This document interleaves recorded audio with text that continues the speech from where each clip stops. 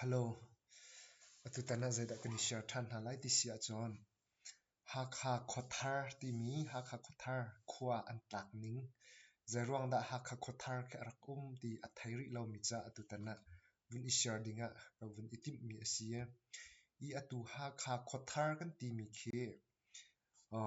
hlan leo pi an rak tlak chang mi ase I atu ha khathar kan ti mi tu khe thong senga en thong hi lakum hlai nga min chim ruanga ha kha kholun arok mi bialte tlanga hun ithial mi si ha kha kholun long selo en khobe biote te bantuk na zong kha tlanga ahong kai mi si ke khi te phul lampial rong sang ni khi ka apin lai de tlang lai khe ha kha thar ti asia ha kha khothar ti mi atu thong hi la hlai nga min chim hlan arak mi ha kha khothar ti mi an rak tlak ning kha tu tan na ishar dinga kadu mi asia hi thai aphu mi tuan bia asi cha a chanthar mi naw na ne kan thai kho ve na ha ding cha khan ka hen athar en tuan bia cha ok an tial mi chunga history chunga kan rel mi vun ishar dinga ka vun itim mi asia chung kam program kan thok na lai ye nu lai tuan bia en tlongpal te vun kir a hau cha ka han kan vun zau asia chun za thang tho ke na kan vun zau a hawe I za thang hluan sang ti mi afa za thang asi chu za thang ni chun zabiak la dar khwa la ngun tual la sang lung la vai ngam la sai kha la za pial chu afrin na I chu via te chu afrin na I chu an hun an fa la chanin zabiak fa la sai ka la chun za pial thok in sangpi la sangte tia I then kha hong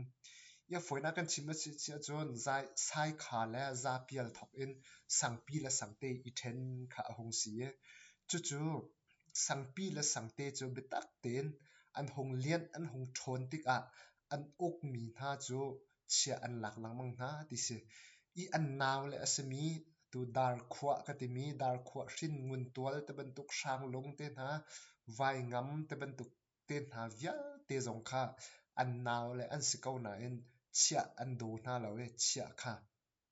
an hal lang mang nai chuti chun chia zong chu an pek ve lang mang na ti se I chu an naw le pol ni chun ya za thang hrin chiu chiu kan sikau tung ni chuti chia I hal lang mang chu tia an ti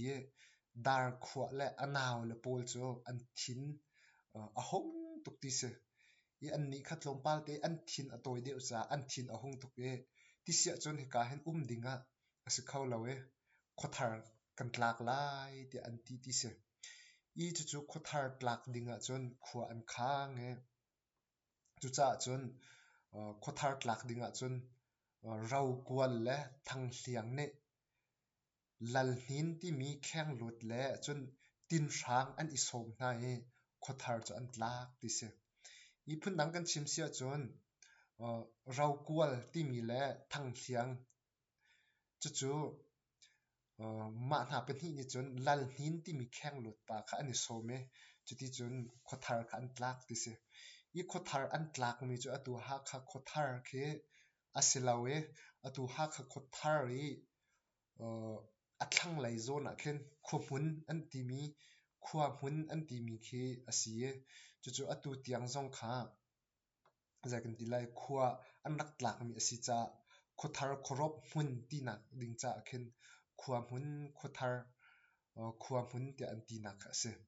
I khi zon khi an rak tlak mi asi ti se chun dar khwa chung le ngun tual chung hi mi thong le mi phim an si cha